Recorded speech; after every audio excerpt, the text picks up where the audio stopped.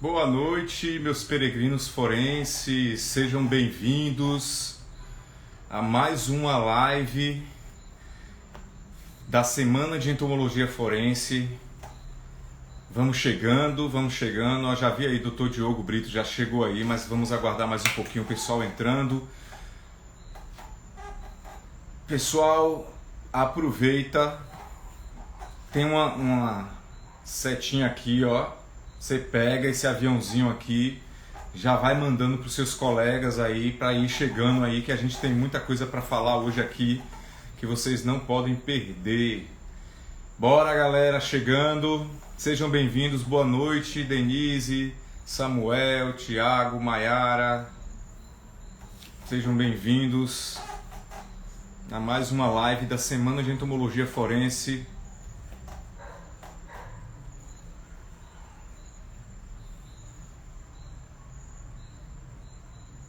Boa noite, Cristiane. Isso aí. Bora, pessoal. Pega aqui essa setinha aqui, ó, embaixo. Tá vendo esse aviãozinho aqui? Aí você encaminha para o pessoal chegar na live, que hoje a gente vai falar sobre entomotoxicologia.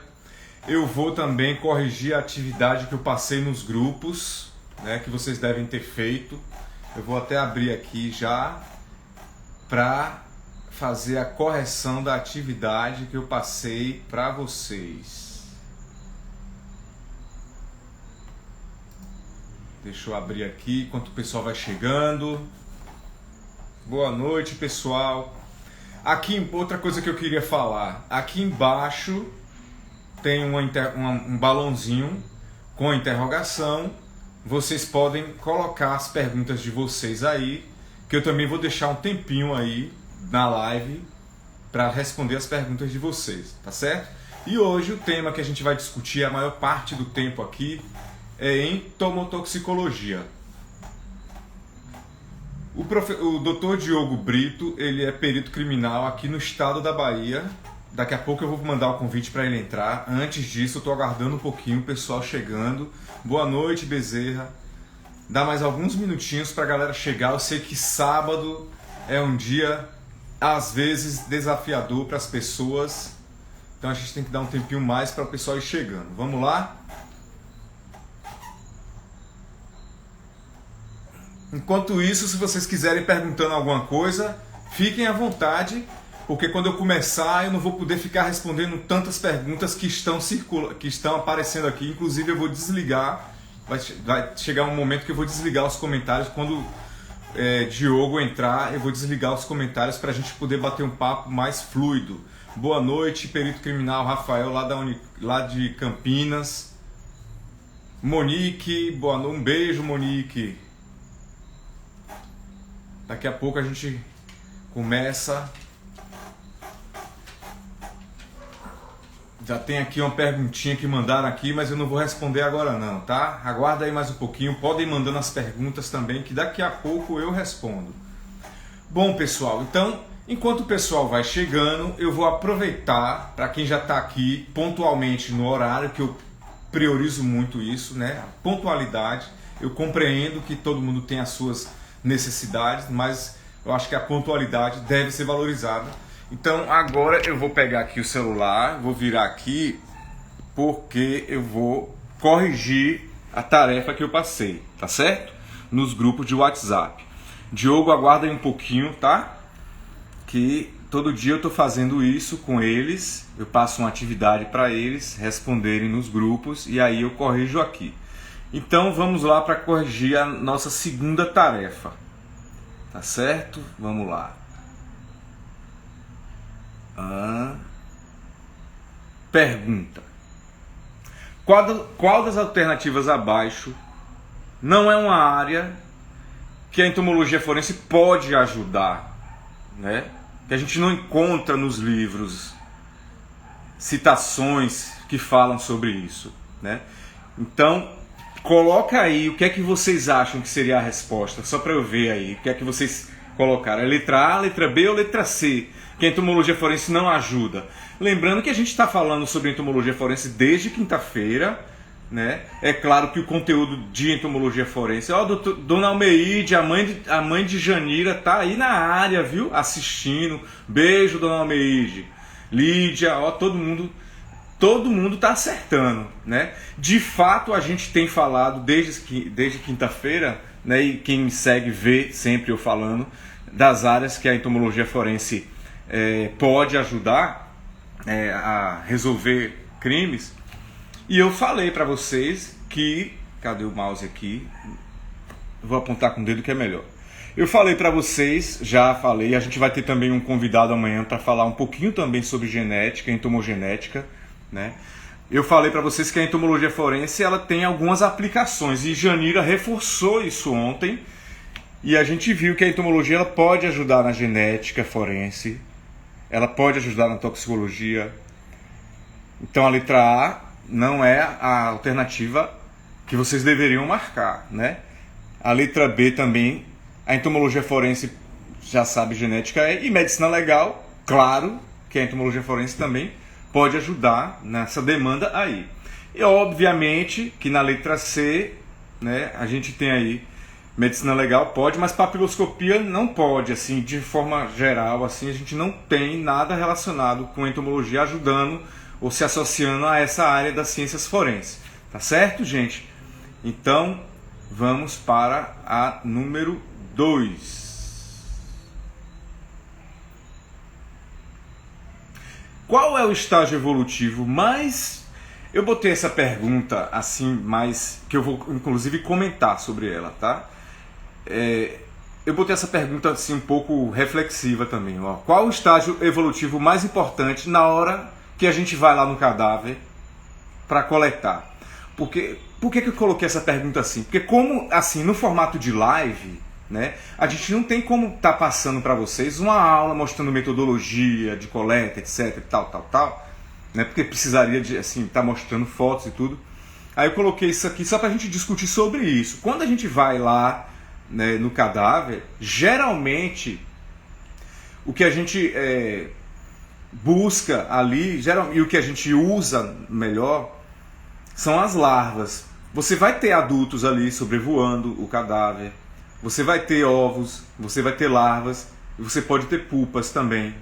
Geralmente quando a gente vai lá e observa, a gente vai lá e vai buscar os exemplares mais velhos possíveis. Isso é uma verdade também, tá certo?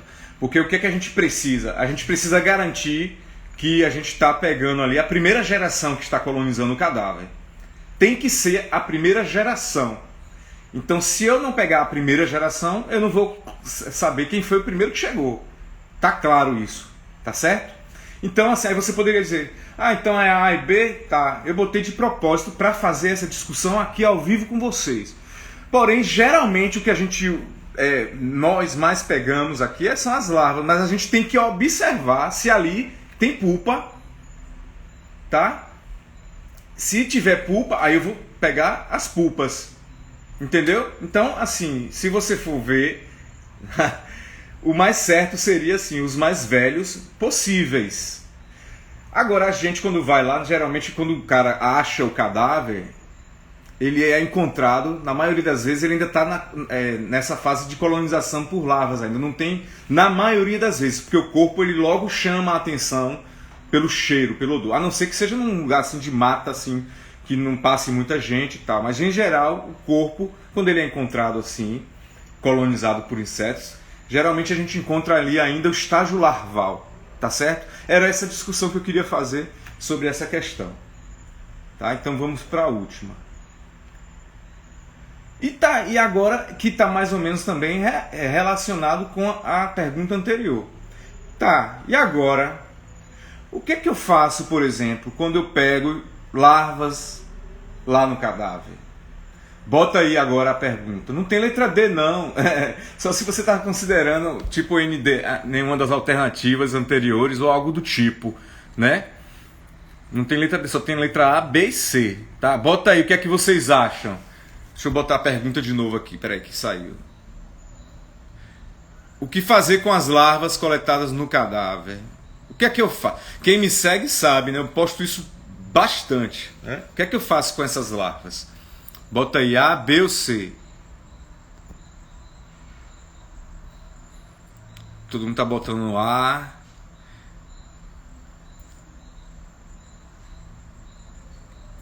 Então A seria coletar vivas e criar até virarem adultas. B, coletar mortas e identificar. C, coletar vivas e matar logo em seguidas. A, aí o pessoal tá botando aí A, embora B seja possível também. Sim, crio nos frascos. Tá, eu vou responder já pra gente não perder muito tempo aqui, tá? Eu também fiz essa pergunta de propósito desse jeito, tá?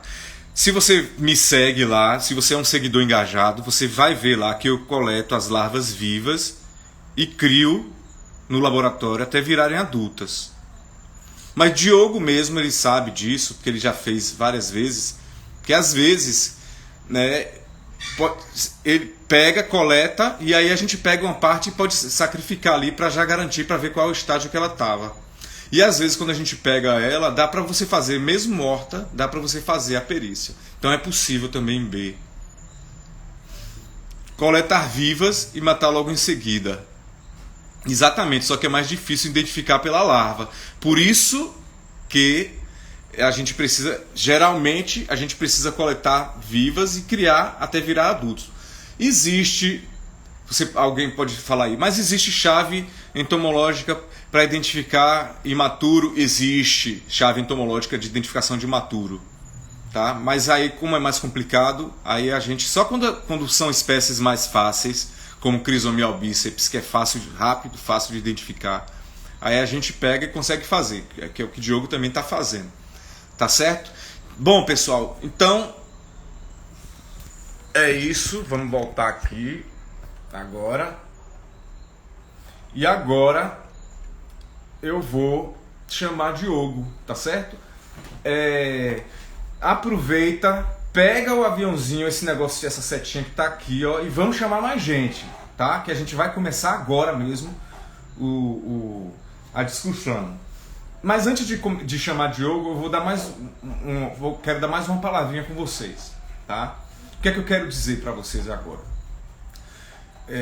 Quem me segue ou quem fez já meus cursos anteriores já viu eu falando, né, que tive um projeto financiado que aproximadamente 400 mil reais, que eu pude financiar o experimento, que criou protocolos, criou todos os protocolos que eu tenho de laboratório, essa expertise. Manda essas perguntas lá na interrogação, gente, que eu vou deixar um horáriozinho só para responder as perguntas, porque senão eu não consigo falar o que eu tenho que falar aqui, tá bom?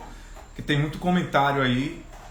Tá? Manda aqui na interrogação que eu vou dar um tempinho para responder, tá? Deixa eu falar aqui minha introdução para chamar logo o Diogo. E aí o que é que acontece? Lá atrás, o projeto que foi financiado, né? Na hora que eu escrevi o projeto, eu incluí nesse projeto os principais eixos, né, que a entomologia forense trabalha, né, que oferece, que é o eixo da medicina legal, que trabalha com a parte de tanatologia, né, fazendo o quê? Cronotanatognose, que é diagnóstico de tempo de morte, que nada mais é do que você estimar o tempo de morte, que é a ferramenta mais comum, que vocês sabem, que vocês estão carecas de saber que eu falo isso o tempo inteiro, chega até ficar repetitivo, mas tem que se falar mesmo, tá certo? E eu falo também que a outra área que eu coloquei também no projeto lá atrás, para que ele fosse também contemplado, assim, a gente pudesse trabalhar em cima disso, desenvolver metodologias em cima disso, que é a parte de entomogenética e a parte de entomotoxicologia. Esses três eixos principais da entomologia forense, né, eu incluí naquele projeto inicial. E eu lembro que quando o projeto foi ser avaliado, um dos avaliadores ele falou assim: eu me preocupo com o tamanho do projeto, o tamanho do alcance, né, de áreas que o projeto tenta albergar, de maneira que ele pode ser que você não consiga contemplar todas as coisas que você está pretendendo aqui, que está escrito. E de fato, né, eu coloquei lá a parte da entomogenética e a parte da entomotoxicologia. E eu tinha essa noção que realmente ia ser muito complicado, muito difícil eu contemplar as 3 áreas, mas eu coloquei porque eu queria que o projeto fosse muito completo. Eu acabei conseguindo desenvolver um dos eixos, que é a parte que trabalha com a tanatologia, né, a cronotanatognose usando insetos, né, fazendo os experimentos que possibilitaram conhecer a nossa fauna cadavérica, etc., estabelecer protocolos e tudo mais, tá certo? E infelizmente, essa parte de entomogenética e entomotoxicologia, ela ficou um pouco para depois, né? Porque não teve condições realmente de a gente explorar isso naquela ocasião. E mais recentemente, o Dr. Diogo, que eu vou chamar ele agora, ele se interessou pela entomologia forense.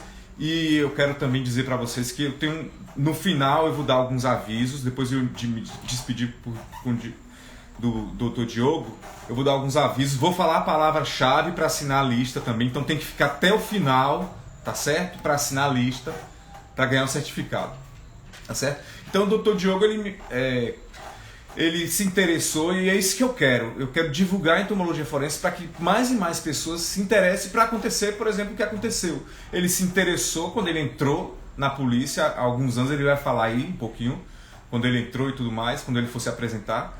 E aí, como eu estava chefiando a entomologia, o laboratório de entomologia, eu falei que ele queria fazer o doutorado, eu falei que topava e a gente resolveu, ele já está há mais de um ano estudando isso, né? Que ele quer investigar, né? Se aprofundar nessa área da entomotoxicologia. E aí ele já fez algumas palestras que eu pedi sobre a entomotoxicologia, e aí eu chamei hoje ele aqui para falar um pouco sobre isso, que ele anda estudando isso e vai desenvolver o doutorado dele sobre isso.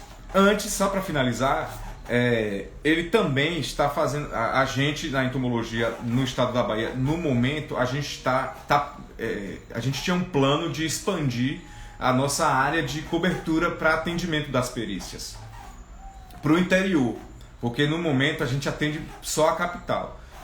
E como o Diego ele trabalha no interior, então a diretoria me colocou ele comigo para a gente desenvolver essa parte da entomologia forense que a gente já tem bem estabelecido na capital, em alguns polos do interior também, né? Então ele vai estar trabalhando comigo em cima disso, está pausada essa parte por causa da pandemia, que era para a gente ter começado no ano passado, mas infelizmente não aconteceu. Mas enquanto isso ele está fazendo levantamentos bibliográficos, estudando material de toxicologia. E agora eu vou mandar aqui para ele o convite. Cadê? Convite. Cadê, meu Deus, aqui? Vão mandando as perguntas aí, viu?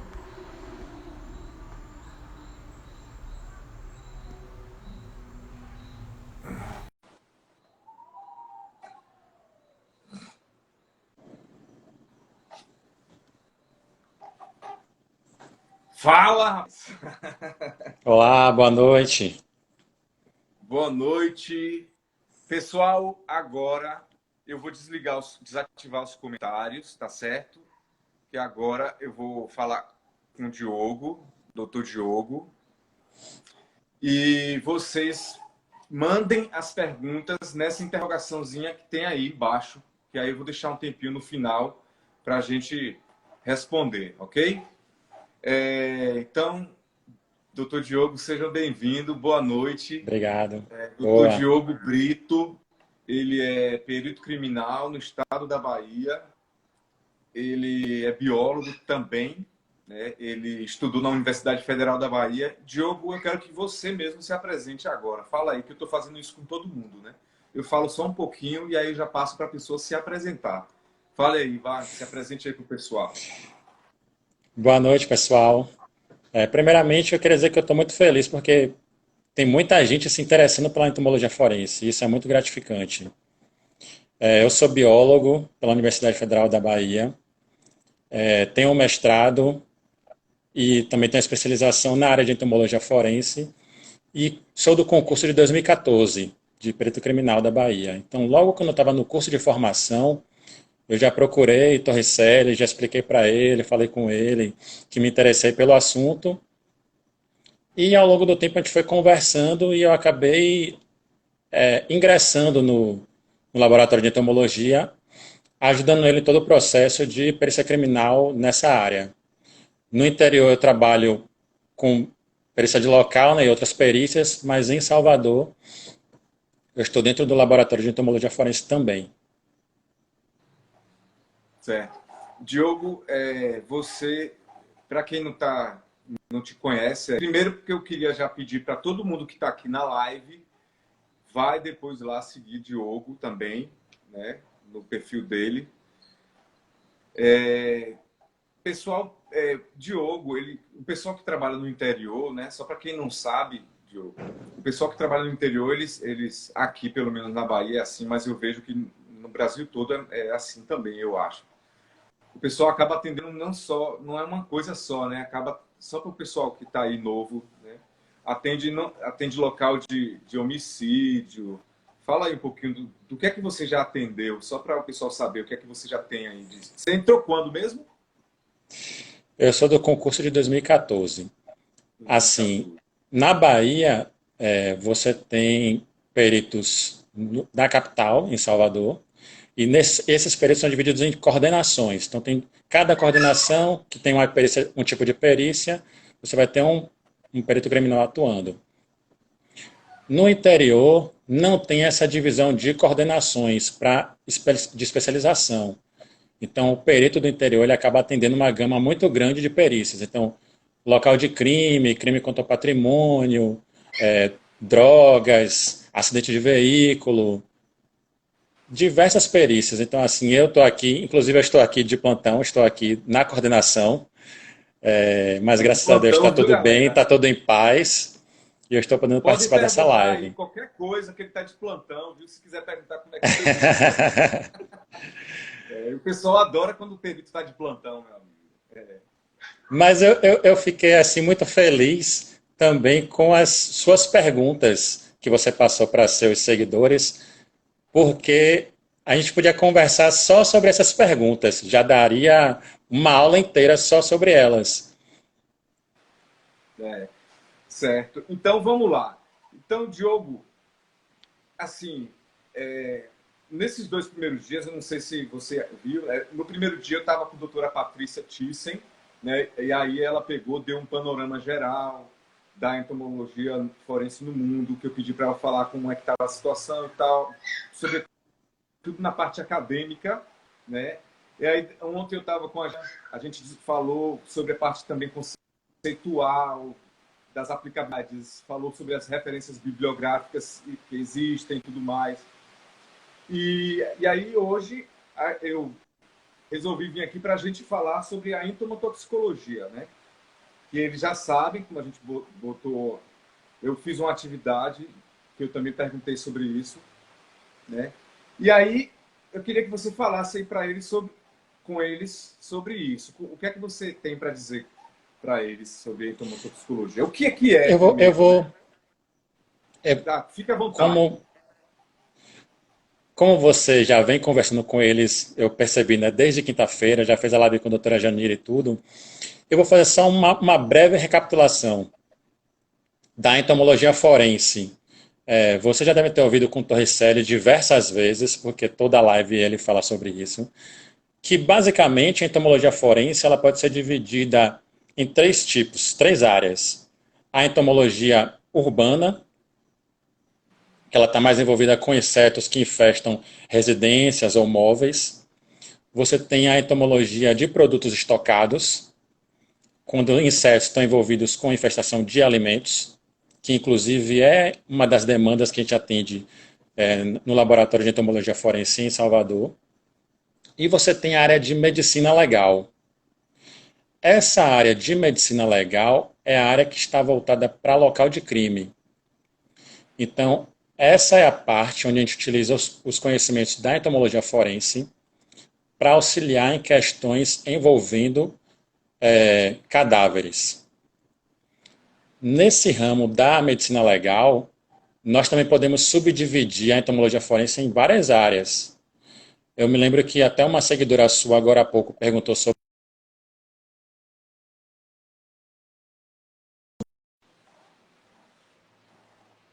utiliza o conteúdo estomacal e conteúdo interno das larvas para você ter acesso ao perfil genético. Então, por exemplo, em um crime envolvendo estupro seguido de morte, onde o cadáver só é encontrado dias depois, ou seja, ele está completamente decomposto. Então, você pode acessar o perfil genético, por exemplo, do agressor, através do conteúdo das larvas. Você tem as larvas sendo utilizadas, por exemplo, para verificar se o corpo ele foi deslocado do seu local onde ocorreu a morte. Então, por exemplo, a pessoa matou em um lugar, mas tentou ocultar o corpo em outro local. Você pode utilizar o conhecimento da entomologia forense para poder verificar se isso ocorreu ou não. E tem o que a gente vai conversar hoje um pouquinho mais, que é a entomotoxicologia. Então, a entomotoxicologia ela é a junção de duas áreas, a entomologia e a toxicologia. Normalmente, quando a gente pensa em toxicologia, a gente pensa em análise de substâncias, de venenos que a gente pode encontrar, por exemplo, no sangue ou na urina de alguma pessoa, né? Por exemplo, para detectar drogas, para detectar um envenenamento, ou se ela ingeriu algum medicamento. Mas pensem numa situação onde o cadáver ele só foi encontrado muito tempo depois que a morte aconteceu. Então, com o passar do tempo, acontecem fenômenos cadavéricos que vão degradando o corpo. Então, a carne, as vísceras, o sangue, a urina, todas essas matrizes biológicas que normalmente são utilizadas em uma análise toxicológica, elas se perdem com o passar do tempo, pela própria degradação do cadáver. Então você não consegue mais acessar essas matrizes. E aí, como é que faz? É nesse ponto que entra a entomotoxicologia. Como o cadáver ele é colonizado pelas moscas necrófagas, você pode se utilizar dessas larvas, aliás, mais do que larvas, daqui a pouco eu vou até falar sobre isso, porque isso foi uma pergunta que o Torricelli passou para vocês agora há pouco. Mas basicamente Rapidinho, assim a gente pode. Diogo, fazer só uma intervenção. O pessoal fica atento ao que ele vai perguntar, vai estar falando aí, que eu vou fazer depois a atividade, as perguntas baseadas no que ele falou, tá? Vai É. lá. Mas basicamente as larvas que a gente pode utilizar para poder acessar essas substâncias que a gente suspeita que se encontram no cadáver. E por que que as moscas necrófagas elas colonizam o cadáver? Por que que elas vão até o cadáver? Quando o cadáver ele vai se decompondo, o próprio processo natural biológico da decomposição, ocorre a degradação do material do corpo e ocorre a liberação de substâncias. Então você tem enzimas que são liberadas, substâncias provenientes de bactérias decompositoras. Então, todas essas substâncias que vão sendo liberadas, elas liberam odores que são atraídos, que servem como atrativos para as moscas necrófagas. E por que que elas vão para os corpos? Porque elas utilizam os cadáveres para sítio de alimentação, para sítio de cópula e para maturação das fêmeas. Então veja que o cadáver, esse habitat cadavérico, ele é importante para o ciclo biológico das moscas necrófagas. Então daí a importância entre cadáver e moscas. Então, o ciclo biológico normal, acredito que durante esses dias Torricelli já falou com vocês, você tem Não, as fêmeas que mas não dá não, tempo não, não Diogo. falou? Não dá tempo de ficar explicando ciclo Não, biológico, vai eu não ser bem sei rápido, entender só para nada eles não. entenderem, só para eles entenderem Nossa. isso. Você tem as fêmeas colocando os ovos, dos ovos vão sair larvas, as larvas vão pupar, ou seja, vai ter a pupa e depois os adultos. Então, as larvas vão se alimentando dos cadáveres. E ao ingerir a carne do cadáver, ela acaba ingerindo também as substâncias presentes no cadáver. Então, se ali tiver um veneno, vai ser encontrado também na larva, porque ao se alimentar da carne do cadáver, ela acaba também se contaminando com esse veneno. Aí pode ser um veneno, pode ser um medicamento, pode ser uma droga, qualquer tipo de substância. Então a gente pensa na detecção de substâncias como, entre aspas, um foco principal da entomotoxicologia, da toxicologia, na verdade. Mas a entomologia engloba um outro aspecto, que é relacionado ao ciclo biológico. De novo, você tem a estimativa do intervalo pós-morte, que é justamente aquele intervalo de tempo entre o encontro do cadáver e o momento que a morte realmente aconteceu. Se você tem uma larva se alimentando do cadáver e esse cadáver contém alguma substância, seja veneno, medicamento ou droga, essa substância pode interferir no ciclo biológico. Consequentemente, ela vai interferir na estimativa do intervalo pós-morte. Essa intervenção, essa interferência, ela pode ser reduzindo o ciclo biológico, ou seja, ele vai acontecer mais rápido, pode ser retardando o ciclo biológico, ou seja, vai demorar mais para a larva se desenvolver, pode acontecer de você inibir a oviposição, ou seja, a mosca, ela, ao chegar próximo do cadáver, ela detecta que aquele cadáver não é propício para que aconteça a oviposição. Então você tem diversos fatores que podem influenciar na estimativa do intervalo pós-morte, que é a ferramenta mais utilizada dentro da entomologia forense. Então veja que a entomotoxicologia ela ajuda em dois aspectos, tanto na detecção de substâncias, quanto na análise da estimativa do intervalo pós-mortem, analisando de que forma que essas substâncias podem afetar o ciclo biológico das espécies. Tem diversos estudos com diversas substâncias diferentes. Eu me lembro que há um tempo atrás, que eu dei uma palestra na Faculdade de Farmácia da UFBA, eu mostrei vários estudos com várias substâncias diferentes. Mas tem um caso, já para a gente ser mais sucinto, já que aqui é uma live curta, tem um caso bastante interessante. Aqui eu não vou poder mostrar as fotos para vocês, mas no meu Instagram tem as fotos. Vocês podem acessar a live e verificar. Que no meu Instagram eu tento ser bem didático, mostrar as coisas de uma forma mais fácil para vocês entenderem. Que é um caso que aconteceu na Itália, que é o seguinte, eu vou tentar resumir ele aqui. Um veículo foi encontrado incendiado. As pessoas que estavam próximas chamaram os bombeiros, eles foram até o local e apagaram o fogo. E aí detectaram que tinham 3 corpos dentro do veículo. A perícia foi chamada, aí teve um intervalo de tempo por conta dos procedimentos técnicos deles, demorou um pouco até o médico legista chegar ao local. E quando eles chegaram no local e retiraram os cadáveres, eles verificaram que tinham ovos e larvas colonizando os cadáveres. Então percebam que é uma situação atípica, os corpos estavam carbonizados, mas tinham ainda vísceras que estavam preservadas, e nessas vísceras já tinham ovos e larvas, para vocês verem o intervalo de tempo entre a morte e a chegada dos insetos, que acontece rápido. Pronto, esses cadáveres foram levados para a necrópsia, e essas larvas os ovos e as larvas foram retirados e foram feitas análises toxicológicas nelas.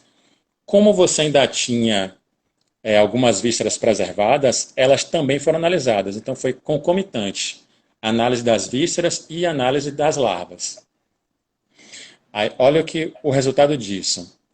A primeira análise que foi feita detectou primeiro fuligem nas vias aéreas, então indicando que os 3 corpos, o adulto e as 2 crianças, estavam respirando quando o incêndio estava acontecendo.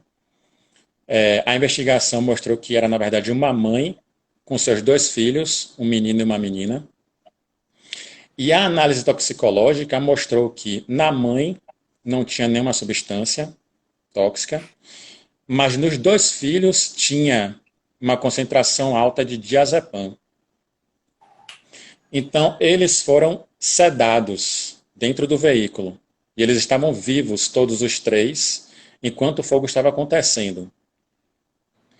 Juntando com a investigação, chegou-se até um local, uma lanchonete, onde eles pararam minutos antes do incêndio acontecer.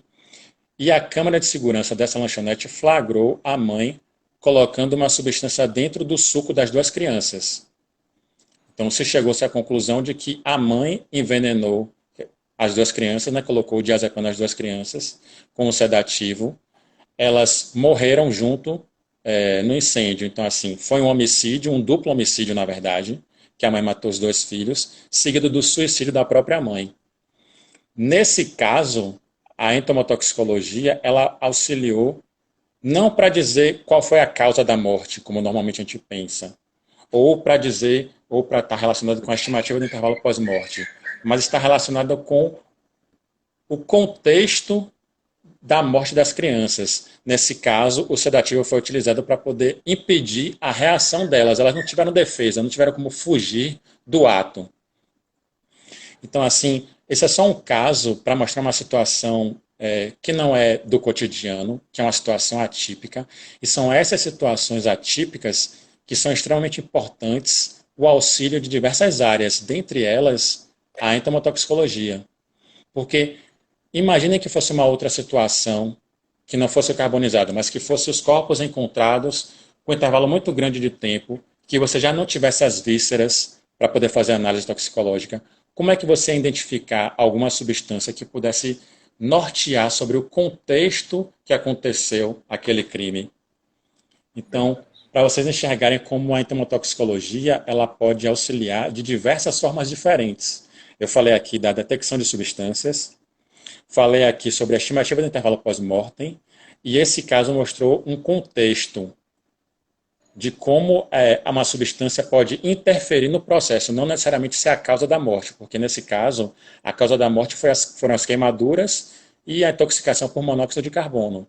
Mas essa substância ela inibiu o processo de defesa, que é uma coisa que agrava a pena.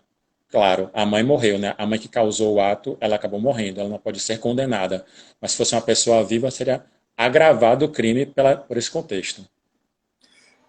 Posso fazer só uma pequena intervenção aqui? Eu gosto muito desse caso, porque ele mostra bem. Eu falo sempre para o pessoal que me segue aí, né? Porque às vezes o pessoal pensa assim: ah, entomologia forense é só para quem é biólogo e tal, tal. Na verdade, assim, você vê qual a importância de você ter esse tipo de conhecimento. Se você não tivesse isso, nesse caso, você não ia resolvê-lo, né? Então, Exatamente. é um diferencial para qualquer perito conhecer entomologia forense. Eu costumo dizer, né, seja biólogo ou não, todo perito que atende local de crime, de morte, né, de homicídio, tem que entender de entomologia forense, no mínimo ter feito algum curso, no mínimo, assim, para poder conhecer, mesmo que ele não seja biólogo, para saber como é que ele vai fazer a coleta, o que Sim. é que ele pode, ele enxergar, como você viu, ele, poxa, pode ser que a entomologia forense ajude nesse caso aqui. Então, o que é que eu faço para possibilitar que o especialista do laboratório possa me dizer algo? Percebe, pessoal, a importância disso? Porque às vezes eu fico falando muito sobre o principal aqui, que é estimar tempo de morte e tal, mas às vezes você tem essas nuances sutis, né? Como o Diogo acabou de dizer aí, um caso fantástico. Eu gosto muito desse caso.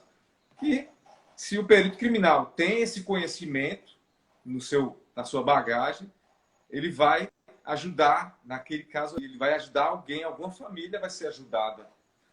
Nesse caso aí vai trazer muita tristeza para a família, porque, né, foi uma coisa, um crime, mas o que importa é solucionar, resolver.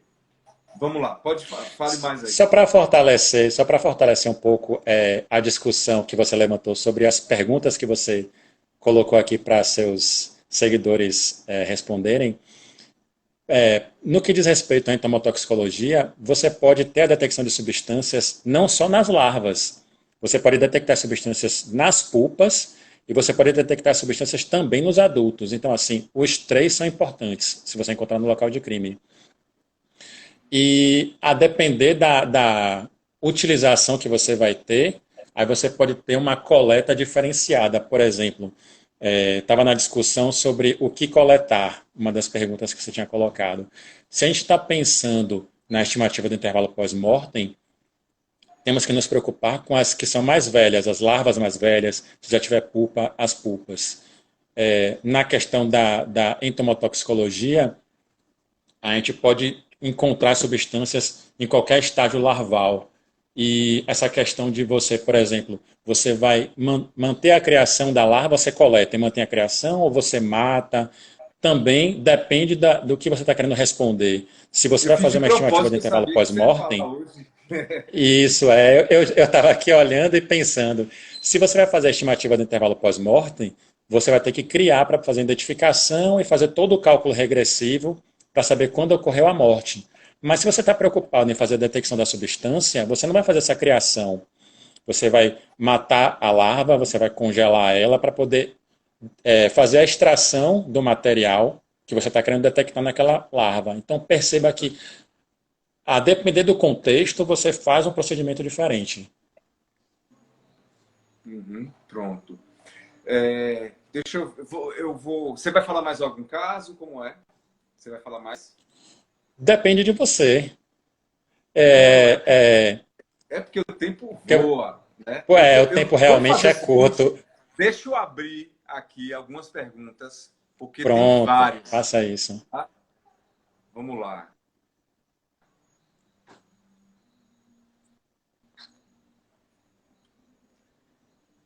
Caso onde o IPM da vítima foi alterado por conta do uso de alguma droga, você responde.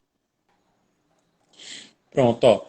É, todos os casos que a gente pega, todos os casos que a gente já pegou aqui agora foram de homicídios, não envolvendo substâncias tóxicas.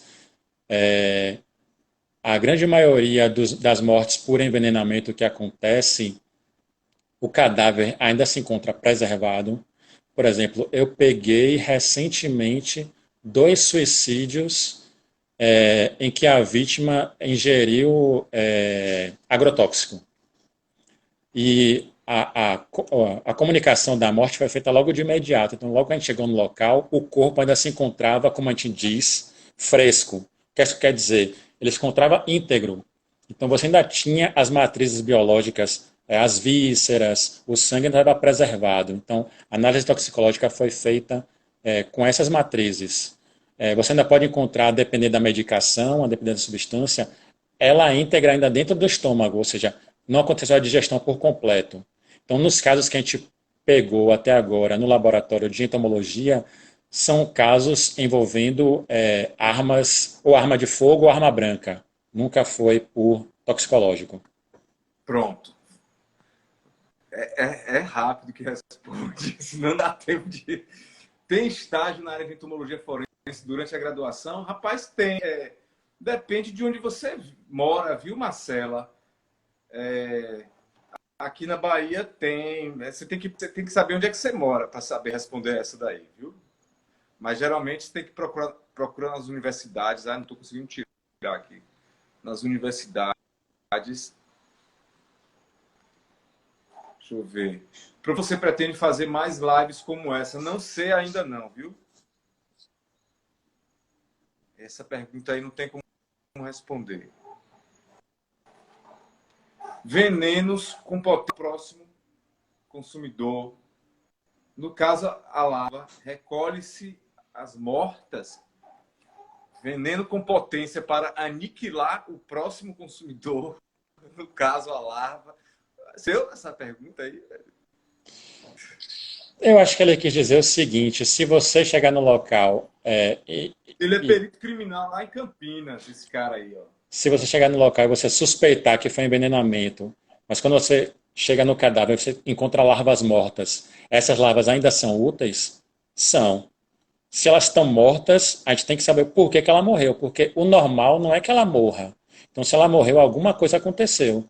Então, nesse caso, a gente sim coleta, faz a extração para poder verificar se aconteceu alguma contaminação, ou se ela ingeriu alguma substância tóxica que também se encontrava presente no cadáver. Né?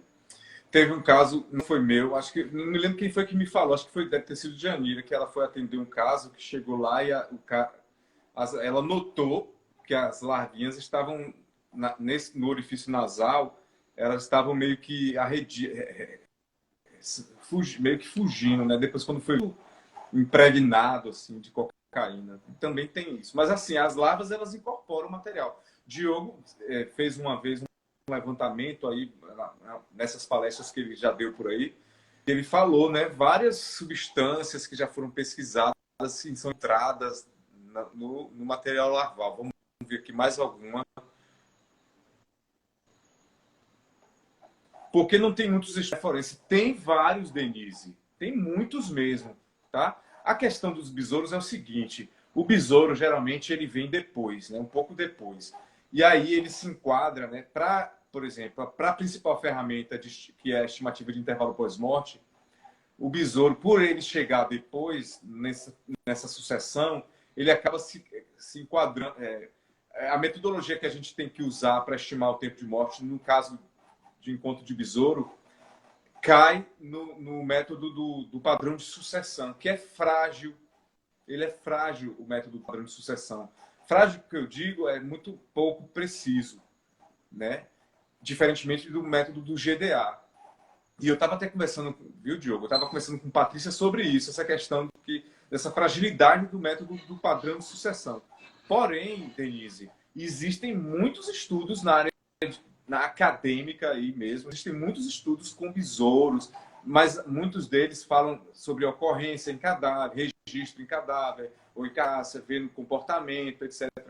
Mas, assim, eu não vejo muitos casos. Eu, por exemplo, quando eu vejo besouro, eu já liberei laudo com besouro. Diogo, não lembro se você já liberou, tá? Mas a gente fica muito limitado a dizer ali quanto tempo aquele... Geralmente, como nós observamos na literatura, o padrão de tempo que aquele besouro chega, quanto tempo dura, mas isso aí é frágil porque a gente tem que ter um estudo ecológico de, pelo menos, na minha opinião, de uns 5 anos estudando o padrão de sucessão de um lugar para ter ele bem estabelecido. Fora isso, eu falo para o Diogo direto, eu não tenho confiança, né, nem segurança. Na verdade, não é que eu não tenha confiança. Não é seguro estimar o tempo de morte usando o padrão de sucessão se você não tiver um modelo no seu local bem estabelecido, bem estudado. Né? Mas isso não significa que não tem estudos com besouro, não. Tem muitos. Não, mas também, assim, a maioria das mortes, quando a gente chega no local, a gente já chega recente. Então, se demorar muito, assim que a gente encontra o cadáver, é com 2, 3, 4, 5 dias. Então, assim, a maioria dos casos, se a gente pegar 99% dos casos, é desse tipo. Então, assim, não tem besouros ainda. Eles ainda se encontram só com moscas. Então, por isso que os estudos são menores. E também, a gente pega, você falou do percentual, e mais de 90% dos casos que a gente atende é de mosca. Né? Qual é o regime de trabalho de um perito? Essa pergunta é genérica, né? Pode ser... São 44 horas, né, Diogo? Eu não me lembro, não. Aqui a gente trabalha por plantão. Aqui é 24 por 72. É um regime Então, quem administrativo, trabalha com como regime eu de plantão trabalho. trabalha dessa forma. Eu trabalho no regime administrativo, se eu não me engano, são 44 horas, 40 ou 44, não lembro. E tem o regime de plantão, como o Diogo falou, que é 24 por 72, né, Diogo? Isso. Pronto, vamos para mais alguma pergunta aqui. Nosso colega lá, desculpa, o espaço é pequeno para fazer a pergunta completa. Porque... Rafael, se você quiser continuar a conversa com a gente, ele é perito criminal lá de Campinas, Diogo. Pode falar comigo, com o Diogo no direct, que a gente pode bater um papo mais longo, tá? Você falou que o espaço aqui Vai lá no realmente... meu Instagram, pode me adicionar. Você vai falar sobre o grau de acumulado só amanhã.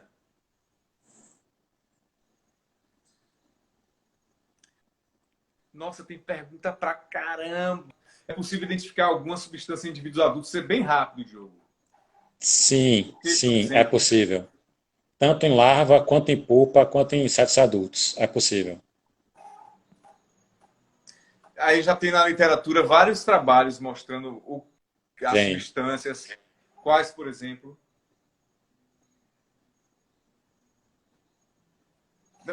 eu fiz uma pergunta para você, quais, por exemplo, naquela anterior, né? Tem cocaína, tem várias, né? Tem anfetaminas, tem veneno que eu não sei, né? Que é o que você vai fazer, né? A maioria dos estudos são feitos com drogas e com medicamentos. Uma pequena parte é feita com venenos. Certo. Inclusive tem, Diogo, você vai trabalhar com veneno, né, Diogo? Isso. Peraí que minha assessoria mandou aqui um lembrete. Peraí, o que é? Peraí. Ah, tá, certo. A questão, em casos de asfixia, o fato de ser mais rápido, em casos de asfixia... Ah, eu acho que a pergunta não veio completa. Tá faltando um pedaço aí da pergunta. Acho que é o espaço, né, que é pequeno. Oi, Maria, manda de novo no direct de Diogo, tá? Que ele te responde. Conforme fala o França, teria ligação com eu acho que é a continuação. Eu não me lembro o que ela estava perguntando anteriormente. Você lembra? É a continuação daquela, eu acho. Hein, Diogo? Ela falou alguma coisa de Diogo? asfixia, não lembro, não entendi muito bem a pergunta. O de asfixia e ligação com Então, oxigênio com Maria, manda de dióxido novo. de carbono. Manda de novo, viu, Maria? Peraí.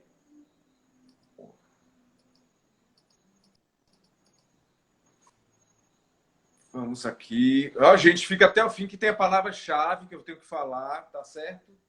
Eu pedi a live de ontem, se eu não conseguir perder. Gente, pergunta coisa, essas perguntas sobre certificado, deixa para perguntar no direct. Aqui pergunta sobre o tema de hoje. A coleta deve ser feita pensando em contemplar todas essas áreas de modo individualizado. Responda aí, Diogo, vá, enquanto eu respondo aqui o pessoal da assessoria. Tudo depende do contexto. Assim, você já pode chegar num local de crime e você já verificar que a morte aconteceu por disparo de arma de fogo, ou que foi por lesão por arma branca, por faca. Então você já analisa o contexto, você já consegue direcionar a sua coleta. Você já sabe, ó, aqui a causa-morte foi disparo de arma de fogo, não tem nenhum tipo de indício que indique substância tóxica. Então, nesse caso aqui, vai ser uma análise da estimativa do intervalo pós-mortem. E tem outros casos que você já tem indícios de que ó, não tem lesões no cadáver, ele está expelindo alguma substância escura pela narina, pela boca. Há um indício de envenenamento.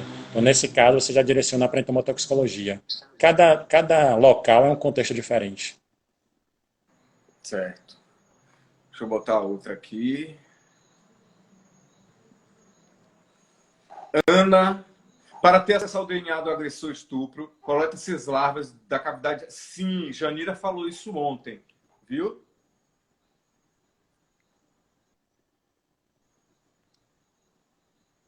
Qual a quantidade de coletar? Coleta-se de cada cavidade natural do cadáver? Responda aí, Diogo. Sim, você coleta de diferentes áreas. Você tem que verificar, a princípio, se só tem um local ou se você já está numa situação que o corpo está completamente colonizado. Então você tem que verificar sempre quais são as larvas, se só tiver larvas, né, não tiver pupas. As larvas que são mais velhas. Então você tem que analisar todo o corpo, inclusive as proximidades do corpo, porque a larva, quando ela sai do terceiro insta, que ela vai pupar, ela se afasta do cadáver. Então você tem que verificar também o entorno do cadáver para verificar se não tem alguma larva ali perto ou já pupa para que você colete. Show de bola. A partir de quanto tempo as moscas começam a aparecer no cadáver? Rapaz, quando a gente ia lá fazer os experimentos, né? Assim que mata o bicho, a mosca já está ali sentindo. Eles têm uma capacidade de percepção sensorial muito aguçada. Então, assim, eles sentem logo e vão logo chegando a fazer a oviposição. Então é muito rápido, questão de minutos.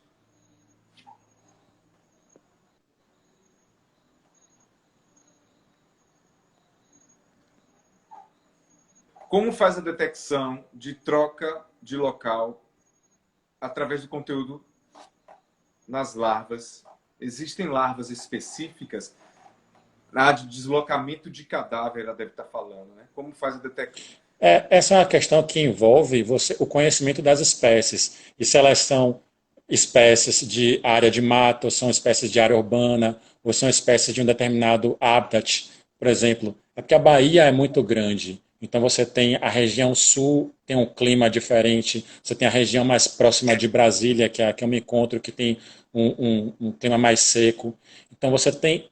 Por isso que é importante você fazer o estudo das espécies características de cada área. E por isso que estudos, por exemplo, da Europa, não necessariamente servem para a gente, porque lá o clima é diferente, o ambiente é diferente, a vegetação é diferente, consequentemente você pode ter espécies diferentes. Pode ter uma ou outra espécie igual, mas você também pode ter espécies diferentes. Então, a questão biológica e geográfica da região que vai dizer para você quais são as espécies. Então, você pode ter uma espécie que é nativa de mata, num cadáver que está localizado em uma área muito urbana, bem longe da mata. Então você já pode suspeitar o que é que essa larva está fazendo aqui, que não deveria estar aqui.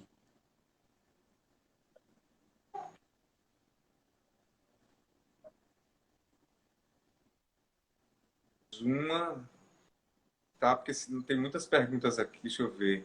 Deixa eu escolher aqui.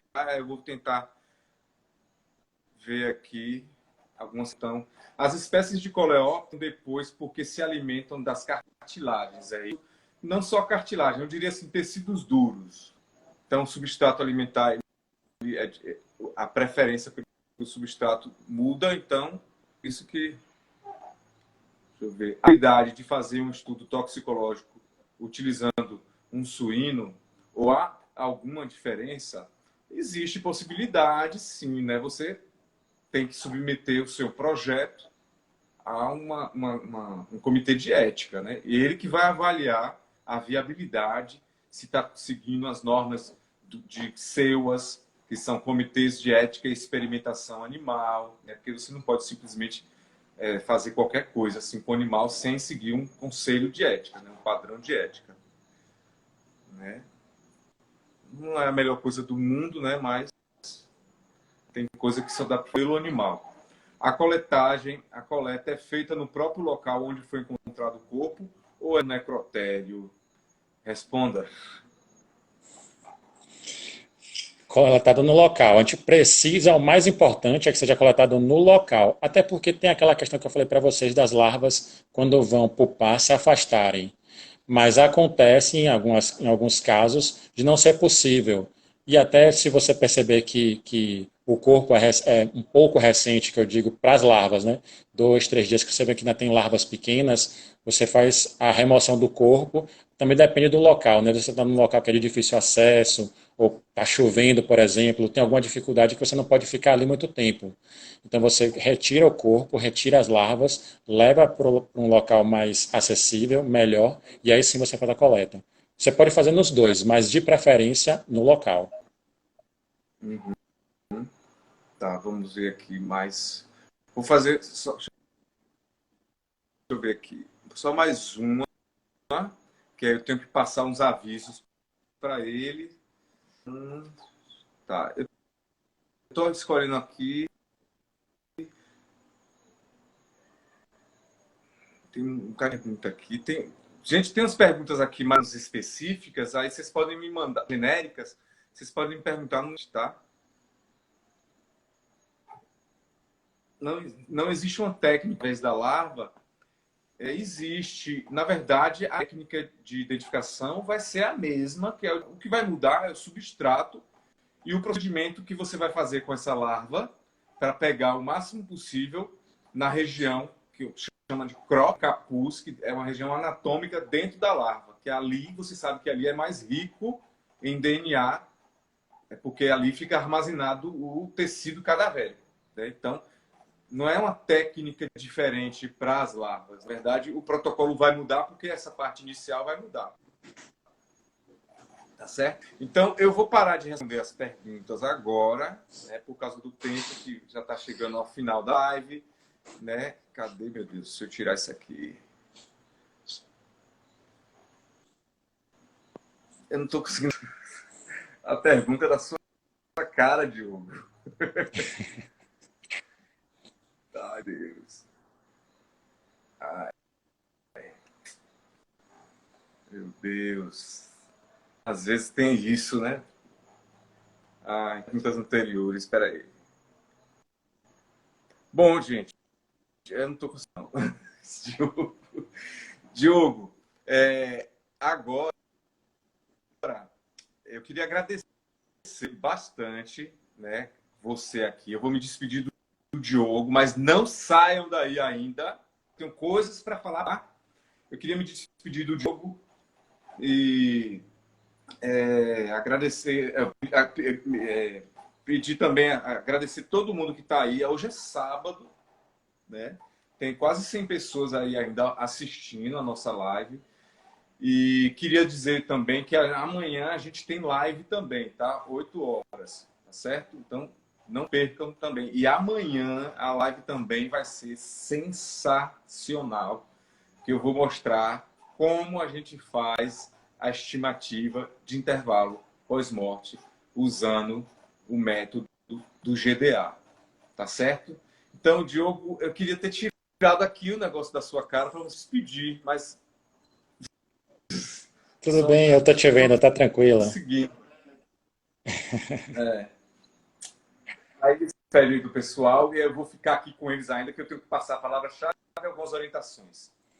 Falei com eles. Primeiramente, queria agradecer o convite, muito obrigado por participar. É muito bom saber que tem muita gente interessada em entomologia forense. Espero que cresça esse número de pessoas. Sigam Torricelli, aprendam mais, discutam entre vocês e muito obrigado por tudo. Até mais. Qualquer Valeu, coisa, me Diogo. adiciona Bom lá no plantão Instagram. aí, que não tenha nenhuma ocorrência para você, tá? Tá bom, obrigado. Valeu, um abraço. Vou te tirar aqui. Abraço. Tchau. Tchau.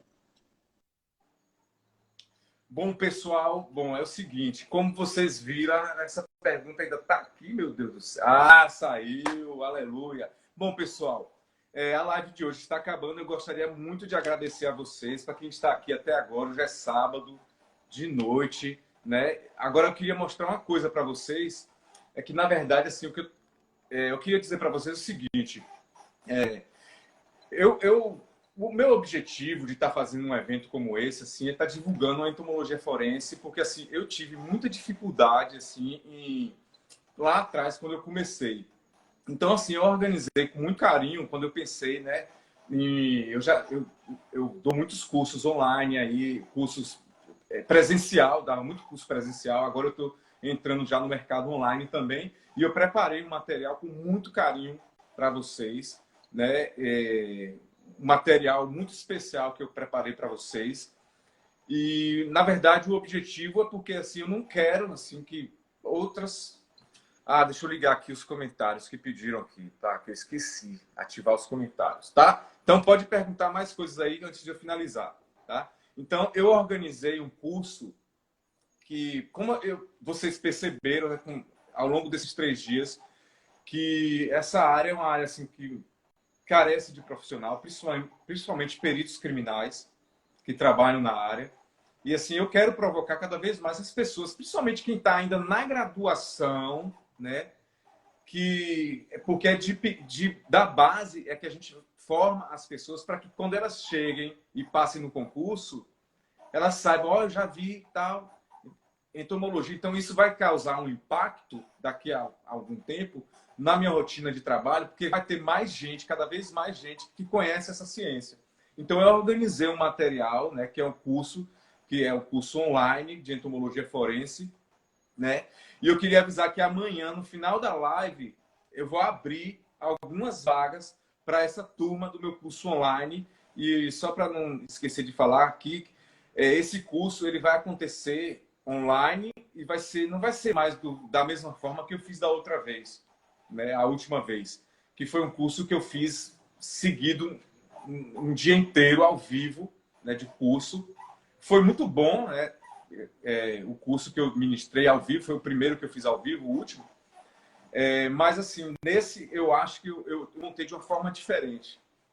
Ele vai acontecer no horário das lives, essas lives, às 20 horas, né? E vão acontecer às terças e quintas. Então, eu vou abrir amanhã, só amanhã, né? Eu vou estar abrindo o carrinho por alguns dias para essa turma do meu curso online. E esse curso, ele serve, não é só para aluno da graduação, não. Ele serve para você que é concurseiro, serve para você também que é perito criminal, que quer aprender um pouco mais, porque no curso eu vou estar ao vivo com vocês e é como se fosse uma mentoria mesmo online. Eu vou estar ali orientando ali, mostrando tudo que eu aprendi, tudo que eu aprendi ao longo desses 13 anos que eu fundei o Laboratório de Entomologia Forense e coordeno até hoje, desenvolvendo trabalho, fazendo mais de 400 casos de perícia. Então, pelo amor de Deus, não perca a live amanhã, porque primeiro que o conteúdo de amanhã vai ser foda, literalmente, porque eu vou ensinar a metodologia, que você, quando você vai lendo no livro, qualquer livro que você vai ler, assim, em geral, né, não fica muito claro como é que você faz o cálculo pelo método do GDA.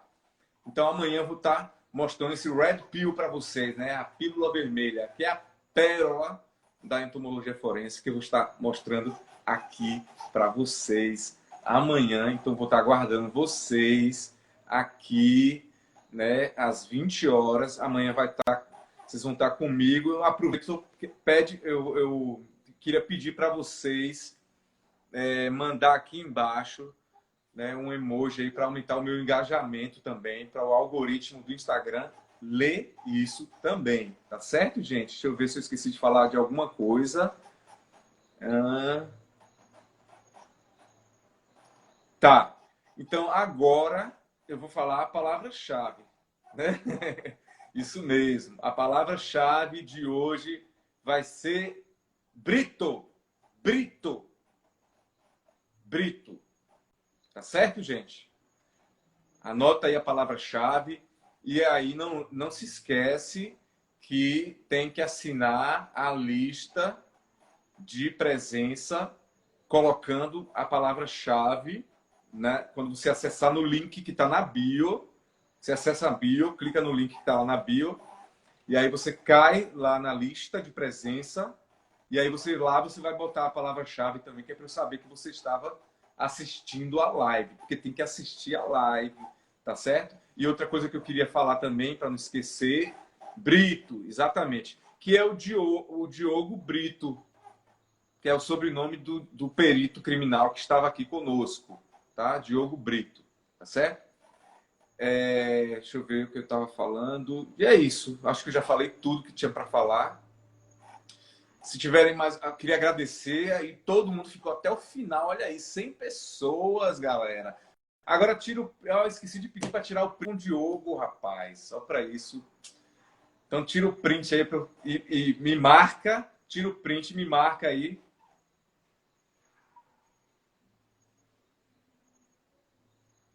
Tira o print, galera, vai.